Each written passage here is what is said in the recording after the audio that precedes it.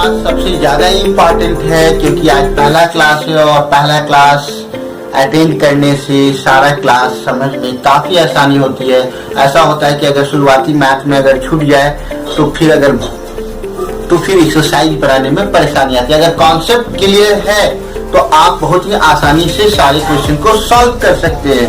Solution ज्यादा hard होता नहीं है, होता है कि आपका बेस अगर बहुत अच्छा है, पीछे अगर आपका कॉन्सेप्ट अगर क्लियर है तो आप उस प्रॉब्लम को काफी आसानी से सॉल्व कर पाते हैं। अगर बेस अगर खराब हो जाए, अगर फंडामेंटल आपका कॉन्सेप्ट नहीं है आपके पास, तो आप उस क्वेश्चन को आसानी से सॉल्व नहीं कर पाते हैं। इसलिए मेरा ये कहना होता है कि पहला क्लास जो होता है बहुत ही इम्पोर्टेंट होता है और हर क्लास एक इम्पोर्टेंट क्लास होता है। किसी भी क्लास को मिस न करें और खासकर ये मैथ का चैप्टर पहला क्लास बहुत ही इम्पोर्टेंट है ताकि आप इस कॉन्सेप्ट को अच्छी तरह से समझ पाए और अपने एग्जाम का प्रिपरेशन में ताकि एक अच्छा मार्क्स गेन कर पाए। तो आज का जो हमारा जो टॉपिक है वो है pair of linear equation in two variables. तो लीनियर इक्वेशन किसको कहते हैं? लीनियर इक्वेशन का मतलब हुआ, हम लोग पहले भी देख चुके हैं पॉलिनोमियल चैप्टर में, कि लीनियर इक्वेशन का मतलब वैसा पॉलिनोमियल जिसमें x और y का जो हाईएस्ट पावर होगा 1 होगा, यानी डिग्री क्या होगा 1 होगा, उसको हम लोग लीनियर इक्वेशन कहते हैं। दो equation having degree 1,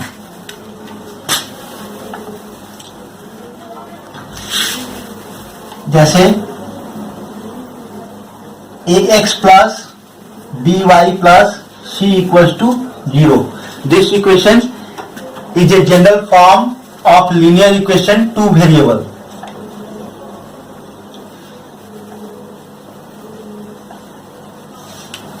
General form of linear equation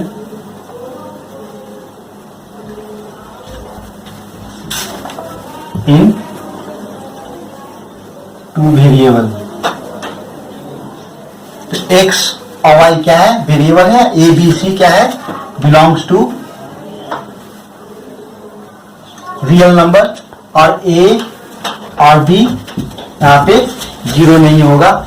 तो ग्राफ ऑफ जो लीनियर इक्वेशन होता है स्ट्रेट लाइन होता है, and graph of linear equation is a straight line। तो हमेशा आपको याद रखना है कि लीनियर इक्वेशन क्या होता है, तो वैसा इक्वेशन जिसका क्या हो, डिग्री 1 हो, जिसके वेरिएबल का हाईएस्ट पावर क्या होना चाहिए 1 होना चाहिए। और दूसरा है कि इसका जो ग्राफ होता है हमेशा स्ट्रेट लाइन ही होता है, उसको हम लोग लीनियर इक्वेशन कहते हैं। दो equation have degree 1 is called a linear equation and graph of linear equation is a straight line. और अब हम लोग देखेंगे general form of linear equation क्या होता है। तो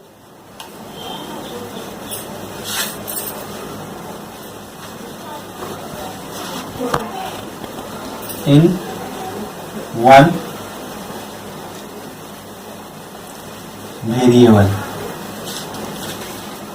तो लीनियर इक्वेशन इन 1 वेरिएबल हम लोग प्रीवियस क्लास में पढ़ चुके हैं कि लीनियर इक्वेशन 1 वेरिएबल में क्या होता है। जैसे इसका जनरल फॉर्म हम लोग क्या पढ़े हैं, general form ax plus b equals to 0, ax plus b equals to 0, जहां पे a और b क्या है, कांस्टेंट है। a और b belongs to any real number और x क्या है, वेरिएबल है, अननोन क्वांटिटी, जिसका वैल्यू हम लोगों को फाइंड करना है। तो क्या कैसे इसका वैल्यू हम लोग, जैसे कोई एक क्वेश्चन हम लोग देखते हैं 2x प्लस 3 इक्वल्स टू 0, तो a क्या है यहाँ पे 2 है और b क्या है 3 है। तो इस तरह के क्वेश्चन में अगर हम लोग को x का वैल्यू फाइंड करना है तो कैसे करते थे, solution of linear equation in 1, 2x plus 3 equals to 0, 2x equals to -3, x equals to -3/2। तो हमको सॉल्यूशन निकालने के लिए क्या करना पड़ेगा, इसमें x का वैल्यू निकालना पड़ेगा। x का वैल्यू कैसे निकालते हैं, तो x का वैल्यू निकालने के लिए +3 इस साइड आएगा तो -3 हो जाएगा, और x के साथ 2 क्या मल्टीप्लाई में है तो 2 क्या चला जाएगा डिवाइड में, तो x equals to -3/2। x equals to जो -3/2 है वो क्या है, सॉल्यूशन कहलाता है इस लीनियर इक्वेशन का। x equals to -3/2 is a solution of given equation.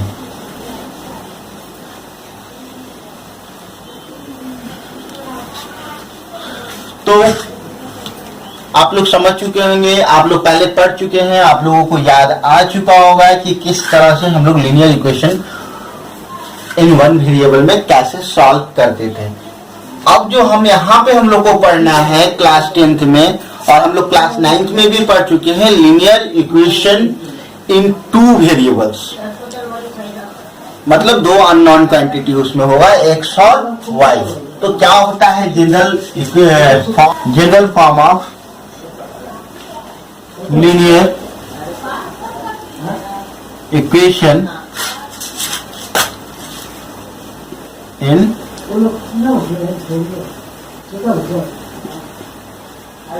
2 variable. General form of linear equation in 2 variable. तो इस टॉपिक को हम लोग क्लास 9th में कर चुके हैं कि क्या होता है लीनियर इक्वेशन इन 2 वेरिएबल। देखिए इसका जनरल फॉर्म जो होता है ax plus by plus c equals to 0। तो इसमें क्या है, वेरिएबल 2 है, एक x और एक y। इससे पहले 1 वेरिएबल था, इसमें वेरिएबल क्या था, सिंगल, एक वेरिएबल x था, लेकिन इसमें वेरिएबल 2 है, तो इसको कहते हैं linear equation in 2 variable. a b और c क्या है, belongs to any real number. ठीक है, जहां पे a और b 0 नहीं रखेंगे, अगर a अगर 0 रखेंगे तो x का टर्म खत्म हो जाएगा, ये टर्म ही 0 हो जाएगा तो वेरिएबल ही नहीं रहेगा, तो ये सिंगल वेरिएबल हो जाएगा। इसलिए a और b को हम लोग 0 नहीं रख सकते हैं। ठीक है, a b c कोई भी रियल नंबर रख सकते हैं, लेकिन सिर्फ 0 नहीं रख सकते हैं a और b को। जैसे example 2x plus 3y minus 7 equals to 0, ये एक लीनियर इक्वेशन है।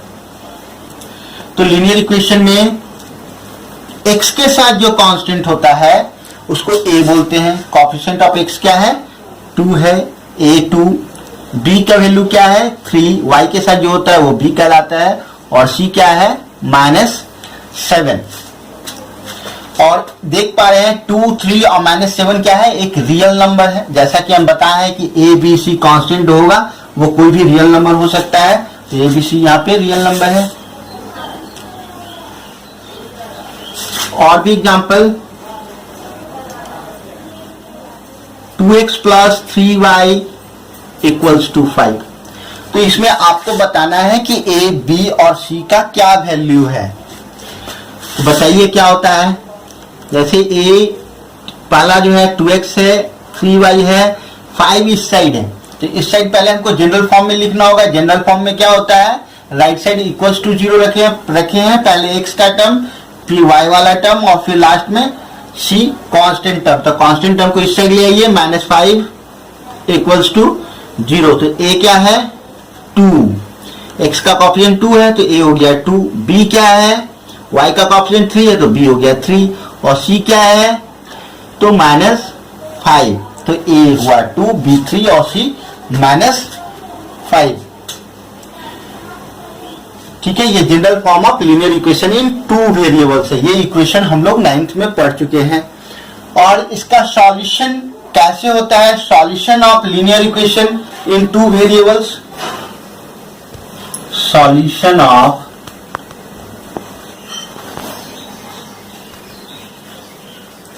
linear equation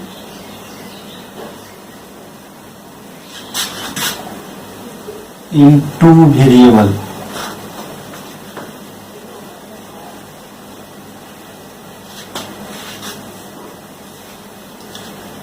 solution of linear equation in two variables, मतलब इसको सॉल्व कैसे करते हैं। 2x plus 3y minus 7 equals to 0 है। इसमें x और y का जो वैल्यू है वो कैसे हम लोग निकालते हैं यहाँ पे।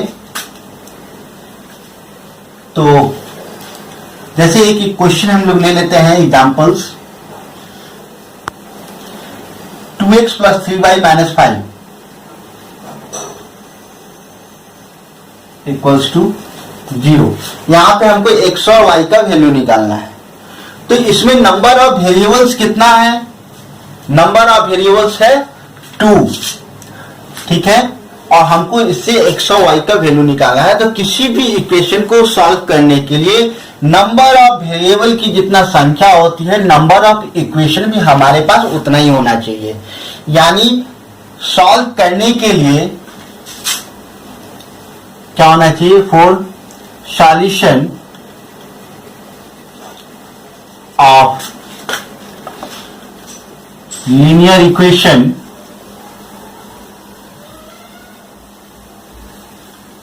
इन two variable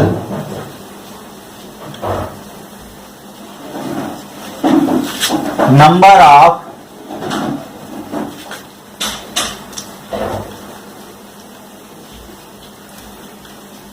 variable equals to number of equation होना चाहिए। नंबर ऑफ वेरिएबल और नंबर ऑफ इक्वेशन इक्वल होना चाहिए। तो नंबर ऑफ इक्वेशन, तो एक ही इक्वेशन हमको दिया हुआ है, इक्वेशन की संख्या कितना है, एक है, लेकिन वेरिएबल की संख्या कितना है, 2 ठो है। तो ये लीनियर इक्वेशन है, वो साइमल्टेनियस इक्वेशन यहां नहीं दिया हुआ है, ये लीनियर इक्वेशन इन टू वेरिएबल्स दिया हुआ है। तो इसमें x और y का वैल्यू निकालने के लिए अगर x आप जो लेते हैं, if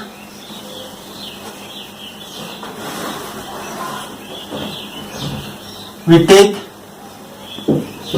x equals to 0, 1, -1, 2, -2 and so on, तो ठीक इसके कॉरस्पॉन्डिंग वैल्यू y मिलता है। Then we get corresponding value y। जैसे मान लीजिए हम x का अलग अलग वैल्यू लेने पे y का अलग अलग कॉरस्पॉन्डिंग वैल्यू हम लोग को मिलता है। तो x का अलग अलग वैल्यू लेते हैं 0, 1, -1, +1, -2, +2, इस तरह लेते जाएंगे तो y का अलग अलग वैल्यू हम लोग को मिलेगा, जो हम लोग क्लास 9th में ग्राफ खींचने के लिए करते थे। ठीक उसी तरह से यहाँ पे सॉल्व करके मैं एक बार आपको बताना चाहता हूँ कि इस तरह से लीनियर इक्वेशन इन टू वेरिएबल को सॉल्व किया जाता है। तो 2x plus 3y equals to दिया, -5 इक्वल्स टू 0 दिया हुआ है। तो 2x इक्वल्स टू क्या हो जाएगा यहाँ पे 5 - 3y, और x इक्वल्स टू क्या हो जाएगा 5 - 3y/2। यहाँ y का अलग अलग वैल्यू लेते जाइए तो x का अलग अलग वैल्यू हमको कॉरस्पॉन्डिंग वैल्यू मिलता जाएगा। जैसे हम y का वैल्यू क्या ले लें, पहला 0 ले लेते हैं। y अगर 0 लेंगे तो x क्या आ जाएगा, y 0 होने पर 3 × 0 0 हो जाएगा, तो 5/2 आ जाएगा। y का वैल्यू 1 ले लीजिए तो x क्या आ जाएगा, 3 × 1 3, 5 में 3 गया 2, 2/2 1 आ जाएगा। y इक्वल्स टू -1 ले तो x क्या आ जाएगा, y -1 मतलब 3 × -1 +3 हो जाएगा, 5 + 3 8, 8/2 4 हो गया। इस तरह y इक्वल्स टू 2 भी ले सकते हैं, फिर -2 भी ले सकते हैं। तो y इक्वल्स टू 2 ले लीजिए, 3 × 2 = 6, तो 5 में 6 गया तो क्या बचेगा, -1/2, x आ गया -1/2। तो यहाँ पे हम सारे का एक डेटा बना लेते हैं, 0, 1, -1 और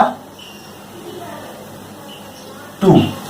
तो इस तरह से देख रहे हैं कि y का अलग अलग हमने वैल्यू लिया, तो x का अलग अलग कॉरस्पॉन्डिंग, मतलब y के रिस्पेक्ट में ही x का हमको वैल्यू मिला, जो क्या है x। y जब 0 लिए तो x क्या आया 5/2, y जब 1 लिए तो x क्या आया 1, और y जब -1 लिए तो x क्या आया 4, और y जब 2 लिए तो x क्या आ गया -1/2। ठीक है, ये क्या है, सॉल्यूशन है। तो इस से हम लोग इनफाइनटली मिनी सॉल्यूशन निकाल सकते हैं। x का जितना भी वैल्यू लेंगे y उसी के रिस्पेक्ट में हमको मिलेगा। ये x और y का वैल्यू है। इसका ज्योमेट्रिकल मीनिंग क्या होता है? Geometrically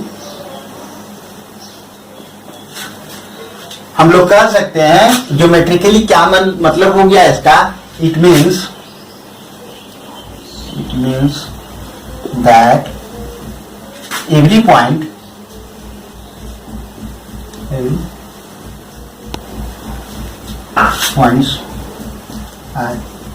lies on the line. It means each points, these points are passing through the line 2x plus 3y minus 5. इसका ये मतलब हो गया कि ये ग्राफ मतलब है कि जब हम किसी जो पॉइंट्स है वो सारा पॉइंट्स इक्वेशन के द्वारा जो ग्राफ होगा उससे होकर पास करता है। प्रैक्टिकली मीनिंग हो गया, it mean that every point यानी सॉल्यूशन जो है ये वो क्या करेगा? Are lies on the this given line. ये ज्योमेट्रिकल मीनिंग हो गया सॉल्यूशन का। जो नेक्स्ट टॉपिक है वो simultaneous linear equation. Simultaneous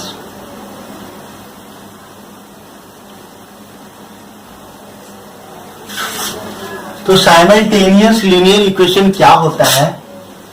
simultaneous linear equation, तो साइमल्टेनियस लीनियर इक्वेशन का मतलब है लीनियर इक्वेशन जो होगा वो टू वेरिएबल्स में दो इक्वेशन होगा।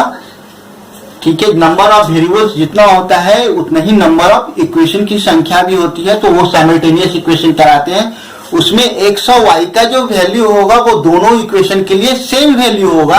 जैसे general form of simultaneous equation,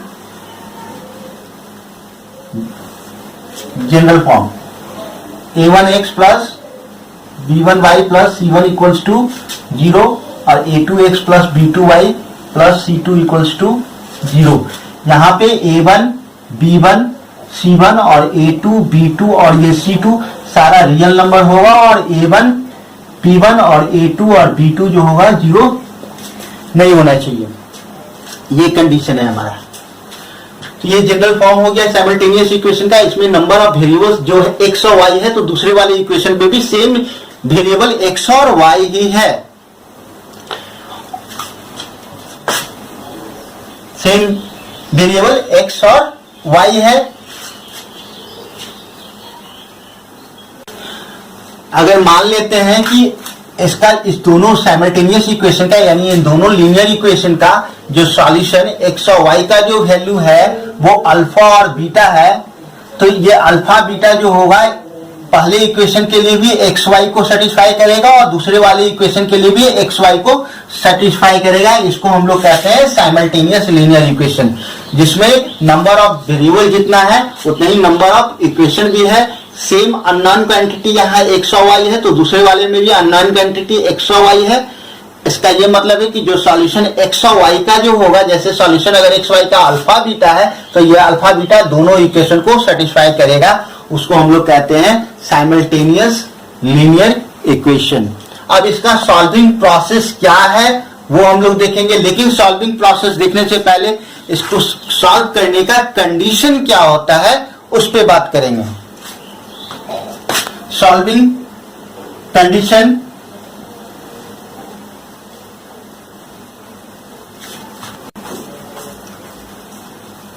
solving condition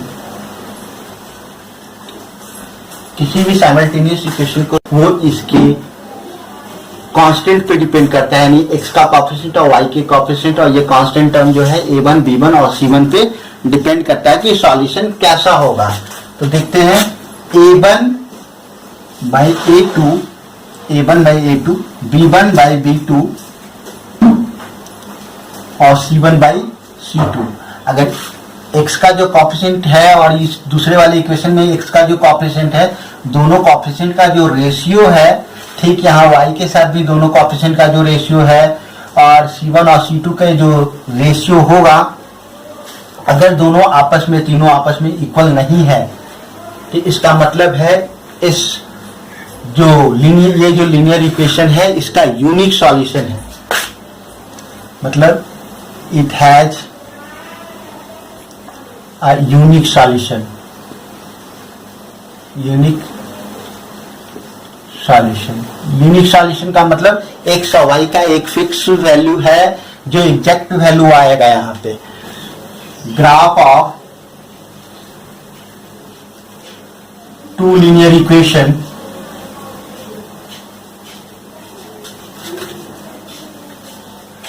are intersect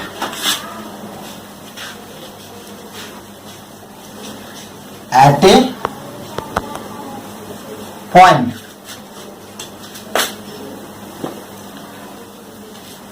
It means it has a unique solution. Unique solution.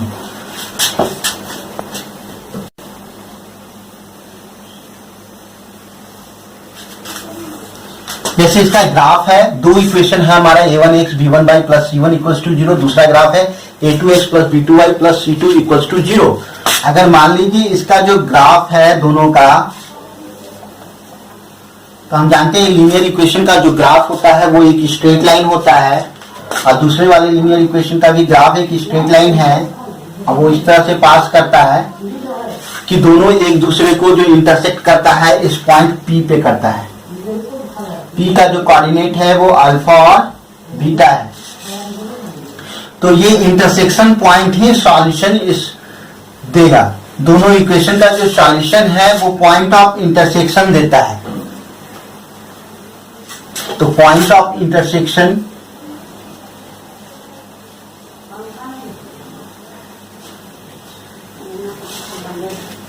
The solution, point of intersection give the solution of linear equation। तो यहां पर देख रहे हैं एक यूनिक सॉल्यूशन है, एक ही इसका सॉल्यूशन है, तो ग्राफिकली इस तरह इसका ये मीनिंग हो गया। जैसे a1 by a2 not equals to b1 by b2 not equals to c1 by c2 है, it has a unique solution. तो यूनिक सॉल्यूशन का क्या मतलब हो गया, अगर पहला का अगर ग्राफ हम लोग देखें तो स्ट्रेट लाइन होगा, दूसरा का भी ये लीनियर इक्वेशन है तो ग्राफ स्ट्रेट लाइन में ही आएगा, लेकिन दोनों एक दूसरे को इंटरसेक्ट कर रहा है, वो एक पॉइंट पे कर रहा है, इसका मतलब है कि वो यूनिक सॉल्यूशन है। तो a1 by a2 not equals to b1 by b2 not equals to c1 by c2 के लिए ग्राफिकली कंडीशन ये होता है, it has a unique solution. दूसरा कंडीशन हम लोग देखेंगे, ये केस 1 था। केस 2 में देखते हैं, if a1 by a2 equals to b1 by b2 equals to c1 by c2, तो ये a1 by a2 equals to b1 by b2 equals to c1 by c2, तो देख पा रहे हैं a1 by a2, a1 और a2 पहला equation में a1 है, दूसरी इक्वेशन में a2 है। इन दोनों का जो रेशियो है वो a1 by a2 ले लिए, इक्वल्स टू फिर इन दोनों y का कॉफिशिएंट और दूसरी इक्वेशन के y का कॉफिशिएंट, यानी b1 और b2 का रेशियो और कांस्टेंट टर्म, पहले इक्वेशन का कांस्टेंट टर्म और दूसरे वाले इक्वेशन का कांस्टेंट टर्म का रेशियो, यानी c1 by c2। अगर तीनों क्या होता है, दो आपस में इक्वल होता है और b1 by b2 not equals to c1 by c2 आ जाता है, इसका ये मतलब है कि इट हैज, मतलब system of equation has no solution, no solution. Geometrically it means graph of, जो दोनों इक्वेशन का ग्राफ होगा, इस इक्वेशन का, तो इस इक्वेशन का जो ग्राफ होगा वो दोनों जो लाइन है, पहला जो इक्वेशन का जो ग्राफ है, मान लीजिए वो एक स्ट्रेट लाइन है, और दूसरा इक्वेशन का जो ग्राफ है वो भी एक स्ट्रेट लाइन है, लेकिन दोनों आपस में क्या है, पैरेलल है। पहला इक्वेशन है a1x plus b1y plus c1 equals to 0 का मान लेते हैं ग्राफ ये है, और दूसरे वाला इक्वेशन जो है a2x plus b2y plus c2 equals to 0 उसका ग्राफ ये है। दोनों लाइन क्या है, एक दूसरे के पैरेलल है। पैरेलल है मतलब ये एक दूसरे को अगर इंटरसेक्ट करेगा तभी हमारा सॉल्यूशन निकलेगा। तो ये दोनों एक दूसरे को इंटरसेक्ट करेगा नहीं, इसको आगे क्यों इधर बढ़ाए, क्या इस साइड बढ़ाए, दोनों पैरेलल है तो सॉल्यूशन नहीं निकलेगा। मतलब ग्राफिकली इसका मतलब है कि दोनों लाइन एक दूसरे को इंटरसेक्ट नहीं करेगा, दोनों एक दूसरे के पैरेलल है, जिसके कारण इसका कोई भी सॉल्यूशन नहीं होगा। तो graph of the linear equation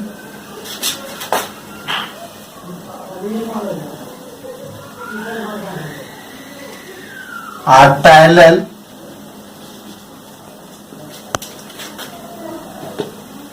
and the system of equation has no solution. The system of equation has no solution. तो समझ चुके हैं कब हमारा सॉल्यूशन नहीं आएगा, जब a1 by a2 equals to b1 by b2 not equals to c1 by c2। यानी क्वेश्चन आप देखें और आप वो एक कंडीशन है कि अगर ये कंडीशन फॉलो करता है a1 by a2 equals to b1 by b2 not equals to c1 by c2, तो आप कह सकते हैं इस क्वेश्चन का सॉल्यूशन नहीं होगा, it has no solution. Third वाले केस की ओर चलते हैं।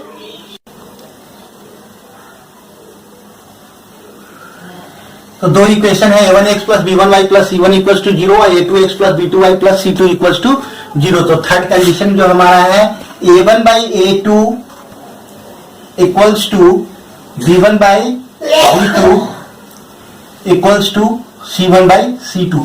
यानी कि पहले इक्वेशन और दूसरे इक्वेशन में जो x का कोएफिशिएंट का जो रेशियो है, यहाँ भी b1 और b2 का जो रेशियो है, और फिर पहला इक्वेशन और दूसरे इक्वेशन में जो कांस्टेंट टर्म c1 और c2 का रेशियो है, वो आपस में अगर इक्वल हो जाता है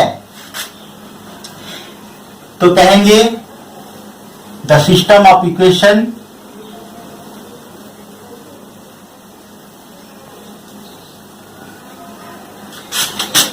हैज इनफिनिटली मेनी सॉल्यूशन।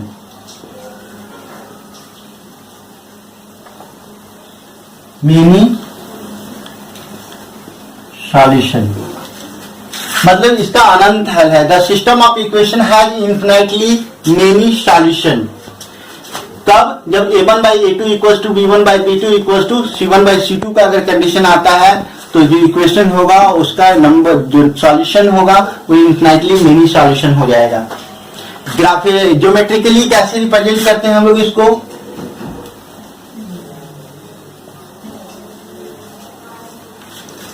अगर इसका हम लोग ग्राफ देखेंगे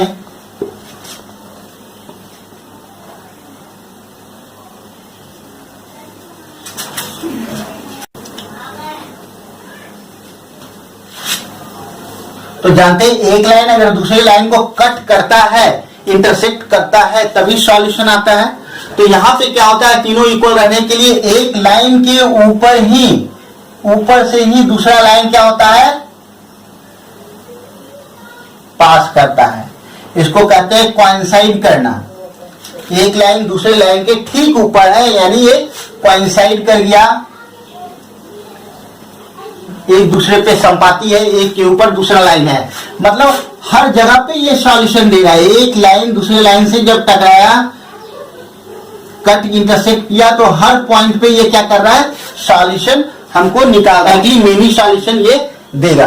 तब जब a1 by a2 equals to b1 by b2 equals to c1 by c2 आता है तो उसका ग्राफ है जो हमको एक का ग्राफ जो पहला इक्वेशन का जो ग्राफ होगा, दूसरा इक्वेशन का जो ग्राफ होगा, वो दोनों स्ट्रेट लाइन क्या होगा, एक दूसरे के ऊपर होगा। एक लाइन के ऊपर से दूसरा लाइन पास करेगा, उसको हम लोग कहते हैं, उसका जो कंडीशन आएगा a1 by a2 equals to b1 by b2 equals to c1 by c2। इस सिस्टम का इक्वेशन क्या हो जाएगा, इनफिनिटली मेनी सॉल्यूशन होगा।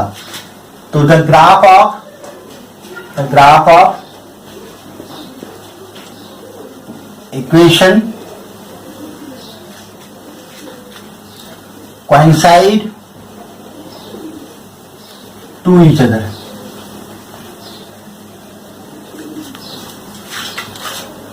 Therefore, it means